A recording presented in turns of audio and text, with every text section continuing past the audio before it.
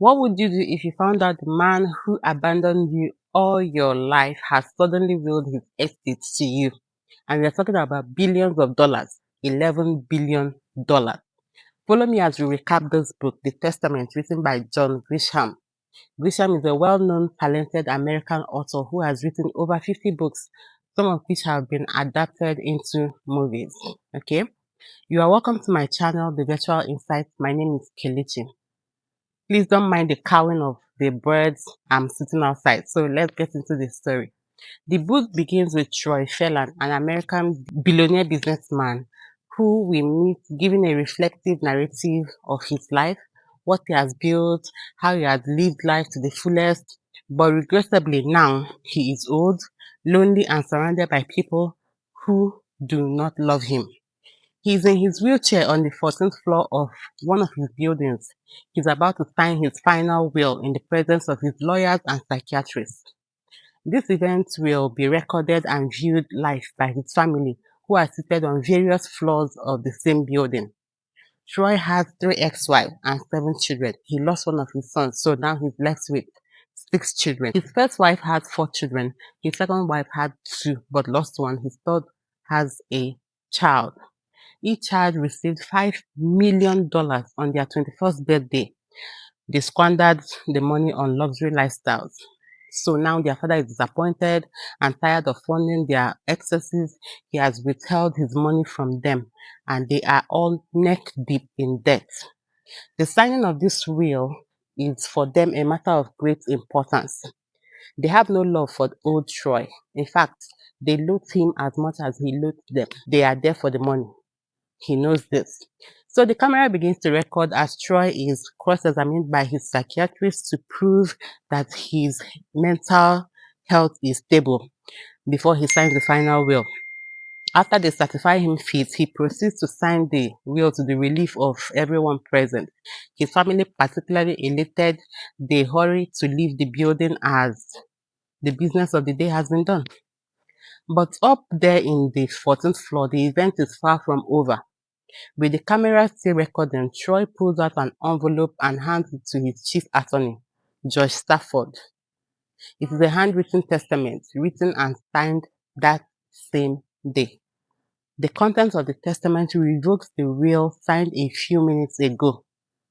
His lawyers and everyone present is surprised, but the billionaire has more surprises up his sleeve. Guess what? Before they can recover, Troy, a man nobody has seen walk in a year, suddenly gets up from his wheelchair and makes his way to the balcony. And there he jumps to his death. This happens just as his family is stepping out of the building. They were stunned to see their father's lifeless body. While a crowd was gathering on the scene below, right there in the office, Judge Stafford, who had made an attempt to stop Troy from jumping, must quickly find ways to manage the turn of events caused by his now deceased client. First, he reads the contents of the testament. In there, Troy instructs him to sit on the document for a month before letting his family know what the content is. He also instructed him to cremate his body and give him no funeral. Now to the most important part, the money. In the testament, Troy leaves nothing to his ex-wives, nothing at all. To each of his children, he leaves a sum of money sufficient to clear off their debts as of the day of his death. Any debt incurred after that day will not be covered. Any child who tries to contest the testament will no longer have access to the gift. The remainder of his estate he leaves to Rachel Lane. Who is Rachel Lane? Nobody knows, not even his trusted lawyer. Josh knows one thing for sure, he has to find this Rachel. A week after the suicide, the Phelan children are anxious for the will to be read, but Josh informs them they must wait a month for that to happen. In that time, they go on to make expensive purchases, new houses, new cars, new wardrobes, all on the promise of money yet to come. Finally, the day of the reading arrives. The family appears in court with a host of lawyers in tow.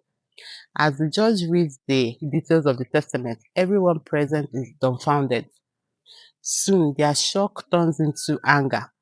They leave the courtroom angry, confused, and in no mood to grant interviews to the press who were hovering all around. And before long, the news spreads everywhere. The family goes their separate ways and to consult with their lawyers. One thing is clear, they will contest the will. And one question hangs in the air. Who is Rachel Lynn? Is she real? Is she alive? Where is she? Joy Stafford has been working on this, gathering information on who Rachel Lynn is. And from the archives of his client, he finds out that Rachel is the illegitimate daughter of Troy Phelan. The man had an affair with a 19-year-old secretary, Evelyn Cunningham, who worked in one of his companies. Troy got her pregnant and arranged for her to give birth at a hospital of his choosing. Evelyn did not want the child. Okay, so Troy arranged for her to be adopted by a Catholic minister and his wife. Later, Evelyn missed her child. She wrote letters to Troy, but the letters never got to him. His then secretary hid and filed them away. Evelyn eventually took her own life on Rachel's fifth birthday. Rachel, on the other hand, is the only child of her adoptive parents. She knows she was adopted, but never expressed interest in knowing her biological parents. Troy makes contact with her when she was finishing high school, and that is their first and last contact. Years later, he tried to contact her, but discovered she's a missionary in the Brazilian Pantanal. That was all he could find. So George Stafford calls in Nate O'Reilly to undertake the mission of finding Rachel. Nate is a brilliant lawyer with over 20 years of experience, but he has an addiction problem. He's in rehab for the fourth time. His marriage is over. He's in trouble with the IRS over tax evasions. Nate's life is a mess. When Josh approaches him with the mission to find Rachel, he takes it as an escape. Will Nate find Rachel? Will she accept the money? Will she come back to the United States? We will find out soon. So as Nate makes his way to Brazil in his quest to find Rachel, the infighting among the Phelan children grows. Their lawyers meet and decide it's best to contest the will as a group. They find two of Troy's staff to testify to his mental instability. They also hire some psychiatrists to contest the opinion of those present on the day of the signing. Back to Nate and his mission to find Rachel. He goes through rough terrains to get to the town that is her general location. From there, he recruits a local guide and translator. He endures the scorching heat, the mosquitoes, and the flood to get to where she is. When they finally meet, Rachel is unimpressed by the money. She wants none of it. She is happy and content living and working among the isolated indigenous tribe, far away from civilization and wealth. Here, she serves as a missionary and a doctor. Nate tries to convince her to accept the money, but she chooses a life of voluntary poverty. Seeing Rachel and her community live so happily without all the trappings of society and civilization affects Nate in ways he did not know were possible. The conversations he has with Rachel causes him to look inwards, and he eventually found God. When it was time for him to return to the US, Rachel makes him promise to keep her life and whereabouts private. Nate returns to the United States. He relates the details of his journey to George Stafford. Nate is ready to retire from practice, make amends with his family, and live a new life. But Josh will not let him go until the matter of the Phelan children is closed. So he becomes Rachel's representative in the case.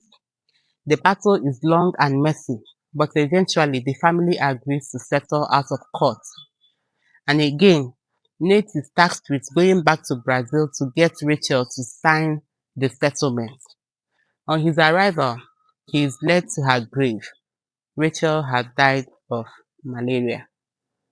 She leaves an envelope for him. It is her will. She gives him instructions to place the money Troy willed to her in a trust.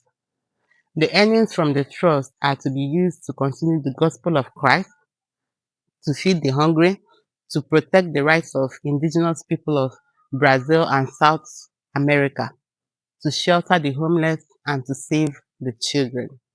She also gives Nate the right to manage the trust and grants him broad discretion in its administration. Finally, each of the Phelan children receive $50 million in settlement. Their lawyers are entitled to half of that money in fees. And that is it, guys. The Testament by John Grisham. I will link his website in the description. You can buy his books from there or on Amazon. What do you think of this story? What would you do if you were Rachel? What do you think of Troy Phelan, his children, Nate, and other characters in this book? Tell me in the comments. It is safe to say that this story echoes the philosophy that wealth does not guarantee happiness or fulfillment. The one person I feel sorry for is Troy's last child. He was the only child that did not get his $5 million because as of the time of this event, he was 14 years old and there was no provision made for him about that. I feel so happy for Nate's transformation, him finding God, reconciling with his family and all. And as for Rachel, well, she is at peace. Please subscribe to this channel, The Virtual Insights, for more stories, discussions, and insights. We will share human stories and experiences as it affects everyday living, work, and so on. Turn on your notification for more videos and visit our website, thevirtualinsight.com. Until next time, stay frosty.